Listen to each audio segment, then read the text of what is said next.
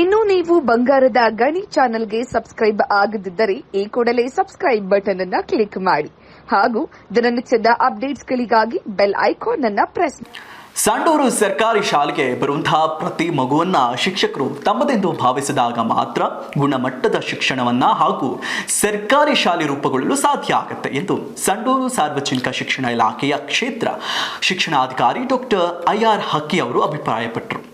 ಸಂಡೂರು ಪಟ್ಟಣದ 14ನೇ ವಾರ್ಡ್ನ ಹಳೆ ಚಪ್ಪರದ ಹಳ್ಳಿ ಸರ್ಕಾರಿ ಹಿರಿಯ ಪ್ರಾಥಮಿಕ ಶಾಲೆಯ ಎಲ್ಕೆಜಿ ಮತ್ತು ಯುಕೆಜಿ ಮಕ್ಕಳಿಗೆ ಚೇರ್ ಹಾಗೂ ಟೇಬಲ್ಗಳನ್ನು ದೇಣಿಗೆ ನೀಡಿರುವ ಧರ್ಮಾಪುರ ಗ್ರಾಮದ ಎಸ್ಸಿಎನ್ ಕುಟುಂಬ ವರ್ಗಕ್ಕೆ ಶಾಲಾ ಸಿಬ್ಬಂದಿ ಹಾಗೂ ಎಸ್ಡಿಎಂಸಿ ಸಮಿತಿಯವರಿಂದ ಅಭಿನಂದನಾ ಸಮಾರಂಭ ಹಮ್ಮಿಕೊಳ್ಳಲಾಗಿತ್ತು. ಈ ವೇಳೆ ಮಾತನಾಡಿದ ಅವರು, ಪ್ರಾಥಮಿಕ ಶಾಲಾ ಶಿಕ್ಷಕರು ಶಿಕ್ಷಣ ಕ್ಷೇತ್ರದ ಆಧಾರ ಸ್ತಂಭ.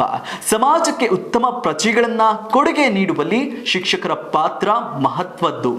ಎಲ್ಲೆಡೆ ಸರ್ಕಾರಿ ಶಾಲೆಗಳ ಶಿಕ್ಷಕರ ಶಿಕ್ಷಣದ ಗುಣ ಮಟ್ಟದ ಪ್ರಶ್ನೆ ಉದ್ಭವವಾಗ್ತಿದೆ. ಶಿಕ್ಷಕರಲ್ಲಿ ಗುಣಮಟ್ಟವನ್ನ ಕಾಯ್ದುಕೊಳ್ಳಲು ಇಂದು ಸರ್ಕಾರಿ ಶಾಲೆಗಳ ಶಿಕ್ಷಕರಿಗೆ ನಾನಾ ರೀತಿಯ ತರಬೇತಿಗಳನ್ನ ನೀಡಲಾಗುತ್ತದೆ. ಹೊಸ ನಿಯಮ, ಕಾರ್ಯಕ್ರಮ, ಯೋಜನೆಗಳನ್ನ ಜಾರಿಗೆ ತರಲಾಗ್ತಿದೆ. ಆದರೆ ಶಾಲೆಗೆ ಬರುವಂತಹ ಪ್ರತಿಯೊಂದು ಮಗುವನ್ನ ನಮ್ಮ ಮಗು ಎಂದು ಭಾವಿಸಿದಾಗ ಮಾತ್ರ ಯಾವುದೇ ತರಬೇತಿ ಕಾರ್ಯಕ್ರಮ ಯೋಜನೆಗಳು ಅಗತ್ಯತೆ ಇರುವುದಿಲ್ಲ. ಇದನ್ನ ಮನಗಂಡು ಶಿಕ್ಷಕರು ಗುಣಾತ್ಮಕ ಶಿಕ್ಷಣಕ್ಕೆ ಒತ್ತು ನೀಡಬೇಕು ಎಂದರು.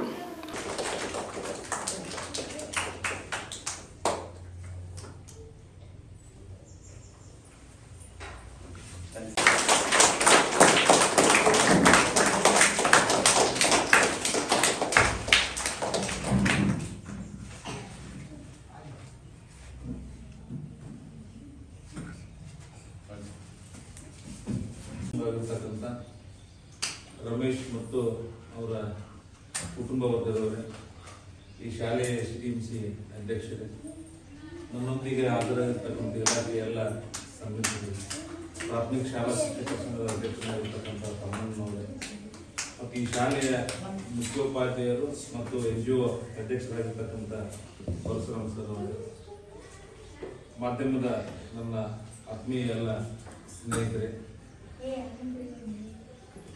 ತಾವೆಲ್ಲ ಮಾಧ್ಯಮದವರು ಈ ಹಿಂದೆ ಅನೇಕ ವಿಚಾರಗಳನ್ನು ಒಂದು ವರ್ಷದ ಹಿಂದೆ ಬೆಳಕು ಚೆಲ್ತಕ್ಕಂಥ ವರದಿಗಳನ್ನು ಮಾಡಿದ್ರಿ. ಅದಕ್ಕೆ ಮೊದಲನೇದಾಗಿ ನಿಮ್ಗೆ ಎಲ್ಲರಿಗೂ ಕೂಡ ಮಾಧ್ಯಮದವರಿಗೆ ನಾನು ಅಭಿನಂದನೆ ಸಲ್ಲಿಸುವ ಜೊತೆಗೆ ವ್ಯವಸ್ಥೆ ತಿದ್ದುವ ಭಾಗವಾಗಿ ತಾವು ಕೊಟ್ಟಂತಹ ಮಾರ್ಗದರ್ಶನವನ್ನು ಇಲಾಖೆ ಬಹಳಷ್ಟು ಮುತುವರ್ಜಿ ವಹಿಸಿ ಕೆಲಸ ಮಾಡ್ತಿದೆ ಅಂತಕ್ಕಂಥ ಒಂದು ವಿಚಾರವನ್ನು ಈ ಸಂದರ್ಭದಲ್ಲಿ ನಾನು ವ್ಯಕ್ತಪಡಿಸ್ತಾ ಇದ್ದೇನೆ. ಕಲ್ಯಾಣ ಕರ್ನಾಟಕ ಭಾಗದಲ್ಲಿ ಈ ಬಾರಿ 1008 ಈ ಒಂದು ECC ಕೇಂದ್ರಗಳನ್ನ ಪ್ರಾರಂಭ ಮಾಡಲಿಕ್ಕೆ ಮೇ ತಿಂಗಳಲ್ಲಿ ನಮ್ಮ ಅಪರ ಆಯುಕ್ತರು ಯೋಜನೆಯನ್ನ ರೂಪಿಸಿಕೊಟ್ಟಿದ್ದರು. ಅದು ಮತ್ತೆ ಮೇ 18ರಿಂದ 25ರ ಒಂದು ಭಾಗದಲ್ಲಿ ತಪ್ಪು ಒಂದು ಅರ್ಥವಾಗಿ ನಮ್ಮ ಸರ್ಕಾರಿ ಶಾಲೆಗಳಲ್ಲಿ ಈ LKG UKG ಅನ್ನು ಪ್ರಾರಂಭ ಮಾಡುವುದರಿಂದ ಅಂಗನವಾಡಿಗಳು ಮುಚ್ಚಿ ಹೋಗ್ತವು ಅಂತಂದು ಒಂದು ವಾರಗಳ ಕಾಲ ತಾತ್ಕಾಲಿಕವಾಗಿ ಸರ್ಕಾರ ತಡೆಯನ್ನು ತಂದಿತ್ತು. ತದನಂತರ ಮತ್ತೆ ಮೇ 29ರ ನಂತರ ಇಲ್ಲ ಅದೇ ಬೇರೆ ಇದೇ ಬೇರೆ, ವಯೋಮಾನಕ್ಕೆ ಅನುಗುಣವಾಗಿ ಮಕ್ಕಳ ಸಾಂದ್ರತೆಗೆ ಅನುಗುಣವಾಗಿ ಇಲ್ಲಿ ಯಾಕೆ ಮಾಡಬೇಕು ಅನ್ನೋದ್ರ ಬಗ್ಗೆ ಸರ್ಕಾರದ ಪ್ರಧಾನ ಕಾರ್ಯದರ್ಶಿಗಳು ಲಿಖಿತವಾಗಿರ್ತಕ್ಕಂಥ ಒಂದು ಆದೇಶವನ್ನ ಮಾಡುವುದರ ಮೂಲಕ ವಿಶೇಷವಾಗಿ ಈ ಒಂದು ಕಲ್ಯಾಣ ಕರ್ನಾಟಕ ಭಾಗದಲ್ಲಿ ಆಂಗ್ಲ ಮಾಧ್ಯಮ ಶಾಲೆಗಳಿಗೆ ನಮ್ಮ ಪರಿಕರಗಳ ಒಂದು ವ್ಯವಸ್ಥೆಯನ್ನ ಮಾಡಿದ್ದಕ್ಕಾಗಿ ಅವರೆಲ್ಲರಿಗೂ ಕೂಡ ನಾನು ನಮ್ಮ ಇಲಾಖೆ ವತಿಯಿಂದ ಅಭಿನಂದಿಸುವ ಜೊತೆಗೆ ಮತ್ತೊಮ್ಮೆ ದಾನಿಗಳಿಗೆ ಸಂದರ್ಭದಲ್ಲಿ ಕೊಡ್ತಾ ಇನ್ನೂ ಒಂದು ವಾರದಲ್ಲಿ ಈ ಮಕ್ಕಳು ಹಿಂಗ್ ಕಾಣ್ಬಾರ್ದು, ಕಾನ್ವೆಂಟ್ ಸ್ಕೂಲಿಗೆ ಖಾಸಗಿ ಶಾಲೆ ಮಕ್ಕಳದವಲ್ಲ ಆ ರೀತಿಯಾಗಿ ಕಾಣುವಂತ ರೀತಿಯಲ್ಲಿ ಮಕ್ಕಳಿಗೆ ನೀವೆಲ್ಲರನ್ನೂ ಕೂಡ ವ್ಯವಸ್ಥೆಯನ್ನ ಮಾಡೋದು ಇಷ್ಟ ಮಾಡಿದೆ. ಡ್ರೆಸ್ ಶೂ ಅಂತದೇ ವ್ಯವಸ್ಥೆ ಮಾಡಕ್ಕೆ ಬಹಳಷ್ಟು ತೊಂದರೆ ಏನ ಆಗೋದಿಲ್ಲ ಅಂತಕ್ಕಂಥದ್ದು. ಮತ್ತು ಒಂದ್ ವೇಳೆ ನಿಮ್ಮಲ್ಲಿ ಏನಾದ್ರು ಅನುದಾನ ಇತ್ತಂತಂದ್ರೆ ನೀವು ಬಳಕೆ ಮಾಡಿ ಮತ್ತೆ ನಾವು ಅನುದಾನ ಬರುತ್ತೆ, ಅವಾಗ ಮರು ಹೊಂದಾಣಿಕೆಯನ್ನ ಆ ಖಾತೆಗೆ ತುಂಬುವುದರ ಮೂಲಕ ಮಕ್ಕಳು ಬಹಳಷ್ಟು ಅಟ್ರಾಕ್ಟಿವ್ ಆಗಿ ಆಕರ್ಷಣೀಯವಾಗಿ ಕಾಣುವಂತ ರೀತಿ ಒಳಗ ವ್ಯವಸ್ಥೆಯನ್ನು ಮಾಡಬೇಕು ಅಂತಕ್ಕಂಥ ಒಂದು ಸೂಚನೆಯನ್ನ ಕೊಡ್ತಾ ಇದ್ದೇನೆ. 20ಕ್ಕಿಂತ ಹೆಚ್ಚು ಮಕ್ಕಳು ಕೆಲವು ಕಡೆ ಹೇಗೆ ಈ ಹಿಂದ ಬಟ್ಟೆಯೊಳಗ ಚೀಟಿಯನ್ನು ಎತ್ತುವುದರ ಮೂಲಕ ನಾವು ಅಡ್ಮಿಷನ್ ಕೊಡ್ತಿದ್ವಿ, ಹಂಗ ಕುರೆಕೊಪ್ಪ ಅಲ್ಲೆಲ್ಲ ಮಕ್ಕಳ ಸಂಖ್ಯೆ ಜಾಸ್ತಿಯಾಗಿ ಚೀಟಿ ಎತ್ತುವುದರ ಮೂಲಕ 30 ವಿದ್ಯಾರ್ಥಿಗಳನ್ನ ಆಯ್ಕೆ ಮಾಡತಕ್ಕಂತ ಒಂದು ವ್ಯವಸ್ಥೆಯನ್ನ ನಾವು ಇವತ್ತಿನ ದಿನ ಮಾಡಿಕೊಂಡಿದ್ದೇವೆ. ಬಹುಶಃ ಸಂಡೂರು ನಗರಕ್ಕೆ ಇವತ್ತಿನ ದಿನ ಸೀಮಿತವಾಗಿ ನೋಡೋದಾದ್ರೆ ಈ ಶಾಲೆ ಇರ್ಬೋದು, ಕುಮಾರಸ್ವಾಮಿ ಶಾಲೆ ಇರ್ಬೋದು, 100 ವರ್ಷಗಳ ಒಂದು ಇತಿಹಾಸವನ್ನು ಹೊಂದಿರತಕ್ಕಂತ ಶಾಲೆಗಳು ಪಾಲಕರ ಮತ್ತು ಒಂದು ಸಾರ್ವಜನಿಕರ ಇತ್ತೀಚಿನ ಹಿತಾಸಕ್ತಿ ಮತ್ತು ಒತ್ತಾಸೆಗಳಿಗೆ ಅನುಗುಣವಾಗಿ ಮಾಧ್ಯಮ ಬದಲಾವಣೆಯಿಂದ ಅವು ದಾಖಲಾತಿ ಸಂಪೂರ್ಣವಾಗಿ ಕಡಿಮೆ ಆಗ್ತಾ ಕ್ಷೀಣಿಸುವ ಸ್ಥಿತಿಯಲ್ಲಿ ಇದಾವೆ ಅಂತಕ್ಕಂಥದ್ದನ್ನ ನಾವು ಮನವರಿಕೆಯನ್ನು ಮಾಡಿಕೊಳ್ತೇವೆ. ಈ ಎರಡೂ ಶಾಲೆಗಳನ್ನ ಕಾನ್ಸಂಟ್ರೇಷನ್ ಟೀಮ್ ಕೋಆರ್ಡಿನೇಟರ್ ಇರ್ಬೋದು, ನಮ್ಮ ಎಡಿ ಇರ್ಬೋದು, ನಮ್ಮ BRP ಇರ್ಬೋದು, CRP ಇರ್ಬೋದು, ಇಲ್ಲಿರ್ತಕ್ಕಂಥ ಟೀಚರ್ಸ್ ಇರ್ಬೋದು, ನಾವೆಲ್ಲರೂ ಕೂಡ ದಾಖಲಾತಿಯನ್ನು ಮಾಡಿಕೊಳ್ಳೋದಕ್ಕಾಗಿ ಬಹಳಷ್ಟು ರೀತಿಯಾಗಿರ್ತಕ್ಕಂಥ ಒಂದು ಪ್ರಯತ್ನವನ್ನ ಮಾಡುವುದರ ಮೂಲಕ ಇವು ಎರಡನ್ನೂ ಕೂಡ ಮುಂದಿನ ದಿನಮಾನಗಳಲ್ಲಿ ವ್ಯವಸ್ಥಿತವಾಗಿ ಡೆವಲಪ್ಮೆಂಟ್ ಮಾಡಬೇಕು ಅನ್ನೋದು ಇಲಾಖೆಯ ಒಂದು ಆಶಯವಾಗಿದೆ. ಇದಕ್ಕೆ ಪೂರಕವಾಗಿ ಈಗಾಗಲೇ ಬಿಲ್ಡಿಂಗ್ ಸೋಲ್ತಕ್ಕಂಥ ಒಂದು ಮಾಹಿತಿ ಇತ್ತು. ಈಗ 3 ಕೊಠಡಿಗಳ ಒಂದು ಕಾಮಗಾರಿ ಶಾಲೆಯಲ್ಲಿ ಪ್ರಾರಂಭವಾಗುತ್ತಿದೆ. ಇನ್ನ ಸೆಟ್ ಮೀಸ್ ನಲ್ಲಿಯೂ ಕೂಡ ಇಲ್ಲೇ ಸಿವಿಲ್ ವರ್ಕ್ಸ್ ಗಳನ್ನ ಹಾಕ್ತಕ್ಕಂತ ಒಂದು ವ್ಯವಸ್ಥೆಯನ್ನು ಮಾಡ್ಕೊಂಡಿದ್ದೀವಿ.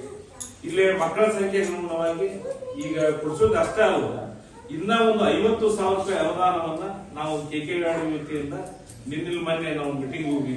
ಅನುದಾನವನ್ನ ಬಿಡುಗಡೆ ಮಾಡ್ತಾರೆ ಶಾಲೆ.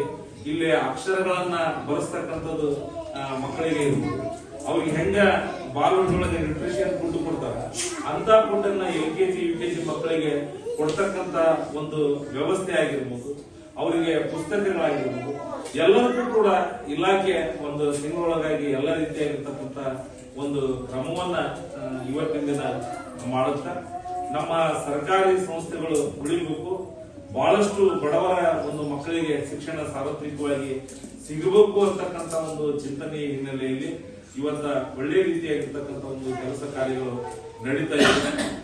ಆ ಭಾಗವಾಗಿ ಇವತ್ತ ಒಂದು ವ್ಯವಸ್ಥೆ ಆಗಬೇಕು ಅಂತಕ್ಕಂಥ ಒಂದು ಮನಸ್ಥಿತಿಯನ್ನು ಇಟ್ಟುಕೊಂಡು ನಮಗೆ ಬೈಲಿಂಗ್ವಲ್ ಎಲ್ಲರೂ ಇಂಗ್ಲಿಷ್ ಮೀಡಿಯಂ ಅಂತ ಅದನ್ನ ಬಹುಭಾಷಾ ಪದ್ಧತಿಯ ತರಗತಿಗಳನ್ನ ಪ್ರಾರಂಭ ಮಾಡಬೇಕು ಅಂತಕ್ಕಂಥ ಚಿಂತನೆಯನ್ನು ಇಟ್ಟುಕೊಂಡು ನಮ್ಮ ಒಂದು ತಾಲೂಕಿನಲ್ಲಿ 28 ಕಡೆ ನಾವು ECC ಕೇಂದ್ರಗಳನ್ನ, ಸುಮಾರು 30 ಕಡೆ ನಾವು ಬೈಲಿಂಗ್ವಲ್ ತರಗತಿಗಳನ್ನು ಪ್ರಾರಂಭ ಮಾಡಲಿಕ್ಕೆ ಯೋಜನೆಯನ್ನು ರೂಪಿಸಿಕೊಂಡು ಇದರ ದಾಖಲಾತಿಯ ಒಂದು ಪ್ರಕ್ರಿಯೆಯನ್ನ ಯುದ್ಧೋಪಾದಿಯಲ್ಲಿ 30 ಜನ ನಮ್ಮ ಎಲ್ಲ ಮುಖ್ಯೋಪಾಧ್ಯಾಯರು, ಅಲ್ಲಿ STMC ಅವ್ರನ್ನ, ಹಳೆಯ ವಿದ್ಯಾರ್ಥಿಗಳನ್ನ ಎಲ್ಲರನ್ನೂ ಕೂಡ ಸೇರಿಸಿಕೊಂಡು ಹೊಸ ಒಂದು ಕಾನ್ಸೆಪ್ಟ್ ಬಂದಾಗ ಅದನ್ನ ಒಗ್ಗಿಕೋಬೇಕಂತ ಹೇಳಿದ್ರೆ ಬಹಳಷ್ಟು ಸಮಸ್ಯೆಗಳಿರ್ತಾವ. ಆ ಸಮಸ್ಯೆಗಳ ನಡುವೆಯೂ ಕೂಡ ನಾವು ದಾಖಲಾತಿಯನ್ನ ಆರಂಭ ಮಾಡಿದ್ವಿ. ಮೋಸ್ಟ್ಲಿ ನಮ್ಮ 28 ಕೇಂದ್ರಗಳಲ್ಲಿಯೂ ಕೂಡ ಇದೇ ರೀತಿಯ ವಾತಾವರಣ. ಫಸ್ಟ್ ನಾವು ಒಂದು 5-6 ಸಭೆಗಳನ್ನ ಮಾಡುವುದರ ಮೂಲಕ ಮೊದಲನೇದಾಗಿ ವಾತಾವರಣವನ್ನು ನಿರ್ಮಾಣ ಮಾಡುವುದು, ಎರಡನೇದಾಗಿ ದಾಖಲಾತಿಯನ್ನ ಮಾಡ್ಕೊಳ್ತಕ್ಕಂಥ ಒಂದು ಪ್ರೊಸೆಸ್ ಮಾಡುದು, ಮೂರನೇದಾಗಿ ಆ ಮಕ್ಕಳಿಗೆ ಈಗಾಗಲೇ ಆ ಶಾಲೆಯಲ್ಲಿ ನಲಿಕೆಟಿ ಘಟಕವಿದ್ದು ಹೆಚ್ಚುವರಿ ಚೇರು ಮತ್ತು ಟೇಬಲ್ಗಳಿದ್ರೆ ತಾತ್ಕಾಲಿಕವಾಗಿ ಅವುಗಳನ್ನ ಬಳಕೆ ಮಾಡಿಕೊಳ್ತಕ್ಕಂಥದ್ದು. ಒಂದು 5ನೇ ಒಂದು ಉಪಕ್ರಮವಾಗಿ ನಿಮ್ಮ ಶಾಲೆಗೆ ಸಂಬಂಧಿಸಿದಂತೆ ಹಳೆಯ ವಿದ್ಯಾರ್ಥಿಗಳಿದ್ರ, ದಾನಿಗಳಿದ್ರ ಅವ್ರನ್ನೆಲ್ಲರನ್ನೂ ಕೂಡ ಸಂಪರ್ಕ ಮಾಡಿ ಈ ವರ್ಷಕ್ಕೆ ಸೀಮಿತವಾಗಿ ನೀವು ಮಕ್ಕಳಿಗೆ ಚೇರು, ಟೇಬಲ್ ವ್ಯವಸ್ಥೆ, ಒಳಗಡೆ ರೈಟಿಂಗ್ ವ್ಯವಸ್ಥೆ, ಸುಣ್ಣ ಬಣ್ಣ ಈ ರೀತಿಯಾಗಿರ್ತಕ್ಕಂಥ ಒಂದು ವ್ಯವಸ್ಥೆಯನ್ನು ಮಾಡಬೇಕು ಅಂತಕ್ಕಂಥ ಒಂದು ನಿರ್ದೇಶನವನ್ನ ನಾವು ಕೊಟ್ಟಿದ್ವಿ. ಅಪರ ಆಯುಕ್ತರು ಕೂಡ ಈ ಬಗ್ಗೆ ಸುತ್ತೋಲೆಯನ್ನು ಕೂಡ ಹೊರಡಿಸಿದ್ರು.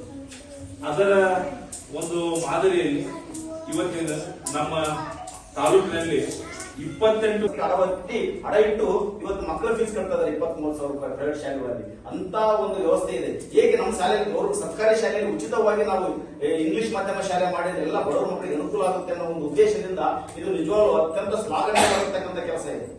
ಇದು ಮುಂದಿನ ವರ್ಷ ನಮ್ಮ ಸರ್ಕಾರಿ ಶಾಲೆಗಳು ಪ್ರಬುದ್ಧವಾಗಿ ಬೆಳೆಯುತ್ತವೆ. ಹಾಗಾಗಿ ಮತ್ತೆ ಇಲ್ಲಿರ್ತಕ್ಕಂಥ ಶಿಕ್ಷಕರು, ಅತಿಥಿ ಶಿಕ್ಷಕರು ಒಳ್ಳೆ ಟ್ರೈನರ್ ಟೀಚರ್ಸ್ ತಗೊಂಡಿದ್ದೀವಿ, ಒಳ್ಳೆ ಬುದ್ಧಿವಂತ ಶಿಕ್ಷಕರು ತಗೊಂಡಿದ್ದೀವಿ. ಆಮೇಲೆ ಅವ್ರಿಗೆ ಟ್ರೈನಿಂಗ್ ಕೂಡ ಕೊಟ್ಟಿರ್ತಾರೆ, ಅಂತ ಒಂದು ಶಾಲೆ ಕೊಟ್ಟಿದ್ದಾರೆ. ಈ ವರ್ಷದಲ್ಲಿ ನಮಗೆ ಸ್ವಲ್ಪ ತಡವಾಗಿ ಮಂಜೂರಾತಿ ಸಿಕ್ಕಿದೆ.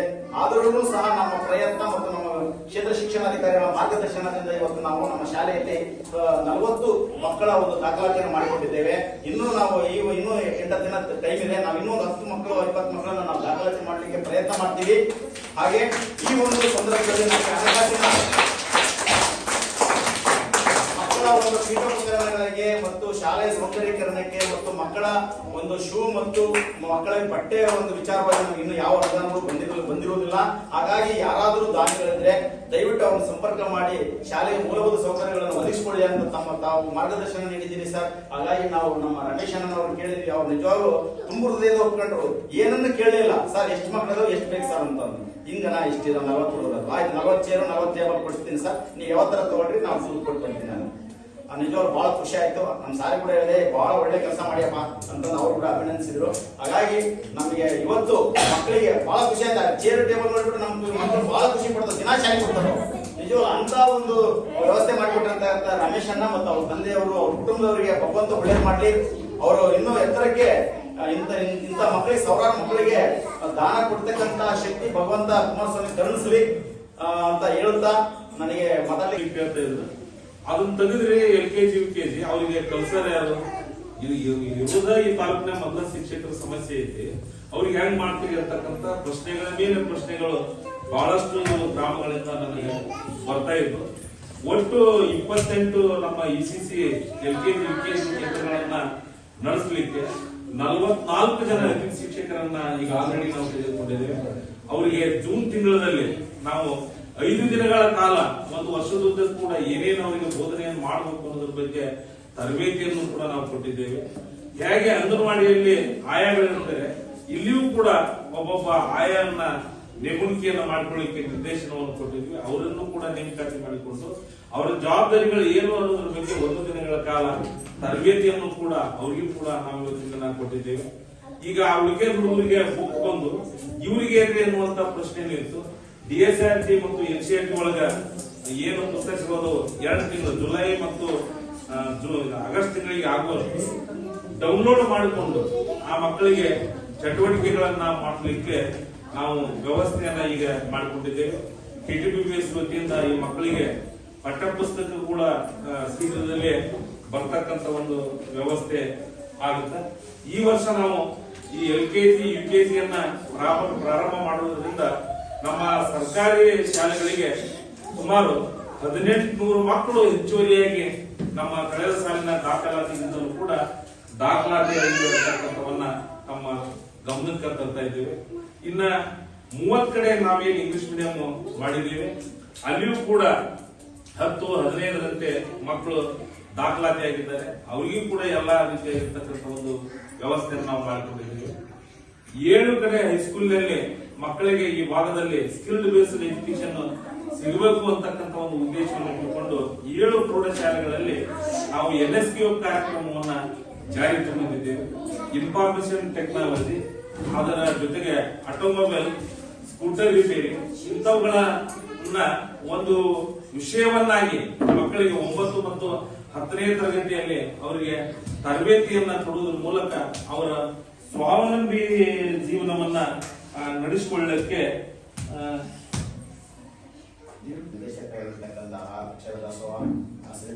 ಹಾಗೂ ಶಿಕ್ಷಕ ಸಂಘದ ಅಧ್ಯಕ್ಷರೇ ಹಾಗೂ ಮತ್ತೆ ಇವೆಲ್ಲ ಒಂದು ಪ್ರಾಯೋಜಕರಾಗಿರ್ತಕ್ಕಂಥ ಈ ದಾನಿಗಳಾಗಿರುವ ನಮ್ಮ ರಮೇಶ್ ಅಣ್ಣನವರೇ ಹಾಗೂ ಅವರ ತಂದೆಯವರೇ ಹಾಗೂ ನಮ್ಮ ಪತ್ರಿಕಾ ಮಾಧ್ಯಮದ ಎಲ್ಲ ಸಹೋದರರೇ ಹಾಗೂ ಎಲ್ಲ BRP ಅವರೇ ಹಾಗೂ CRP ಅವರೇ, ನನ್ನ ಮುದ್ದು ಮಕ್ಕಳೇ, ಇವತ್ತು ನಮ್ಮ ಸಂಡೂರು ನಗರದಲ್ಲಿ ಸರ್ಕಾರಿ ಶಾಲೆಗಳು ದಾಖಲಾತಿಯ ಒಂದು ವ್ಯವಸ್ಥೆಯಲ್ಲಿ ಸ್ವಲ್ಪ ಕ್ಷೀಣಿಸಿದ್ದಾವೆ.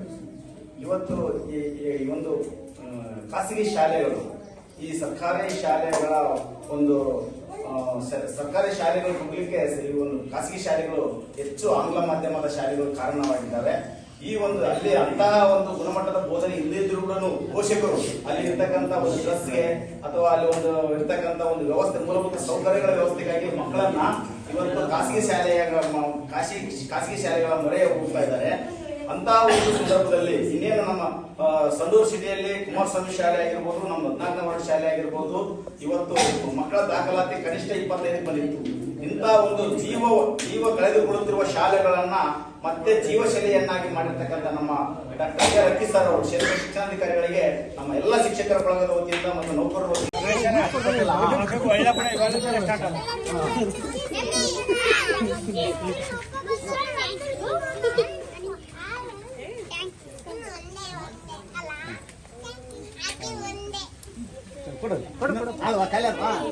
ಇನ್ನೊಂದು 500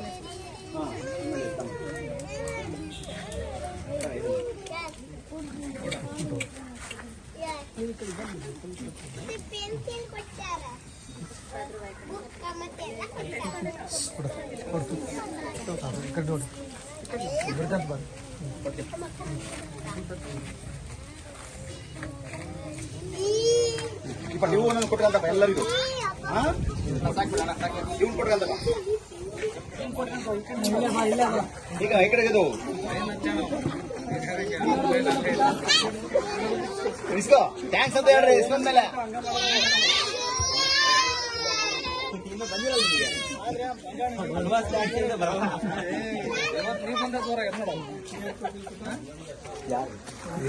ಪುಟ ಏನ್ ಕೊಟ್ಟಿದ್ದಾರೆ ನಿಮ್ಗೇನ್ ಕೊಟ್ಟಿದ್ದು? ಏನ್ ಹೆಸರು? ಹಸಿಯಾ? ಏನ್ ಕೊಟ್ಟಿದ್ದಾರೆ ಪುಟ? ಪೆನ್ಸಿಲು. ಇದೇನು? ಕಿತಾಬ್ ಏ ಪೆನ್ಸಿಲ್. ಏನ್ ಕೊಟ್ಟಾರೆ? ನಿನ್ನ ಹೆಸರೇನು? ಹೌದಾ? ಏನು ಅದು? ಇದೇನಿದು? ಇದು ಏನು?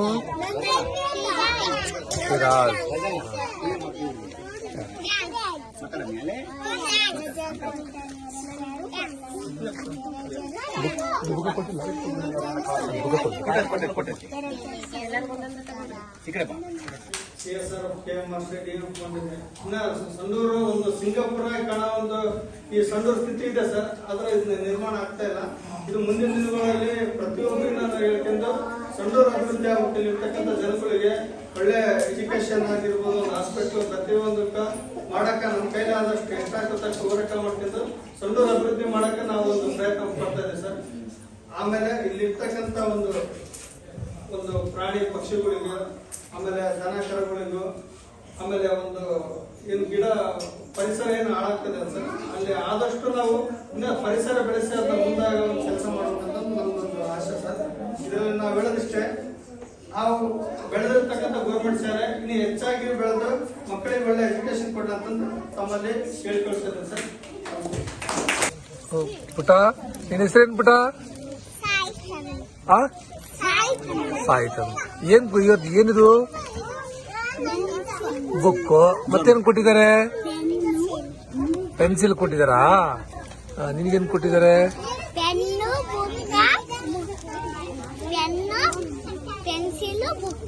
ಏನ್ ಮಾಡ್ಬೇಕು? ಬರಿಬೇಕಾ? ಏನ್ ಪುಟ್ಟ ನಿನ್ನ ಹೆಸರು? ಮನವಿತಾ. ಏನ್ ಕೊಟ್ಟಿರುತ್ತೋ? ಏನಿದು? ಇದೇನು? ಏನ್ ಮಾಡ್ಬೇಕು ಅದರಲ್ಲಿ? ಬರಿಬೇಕಾ? ಓಕೆ.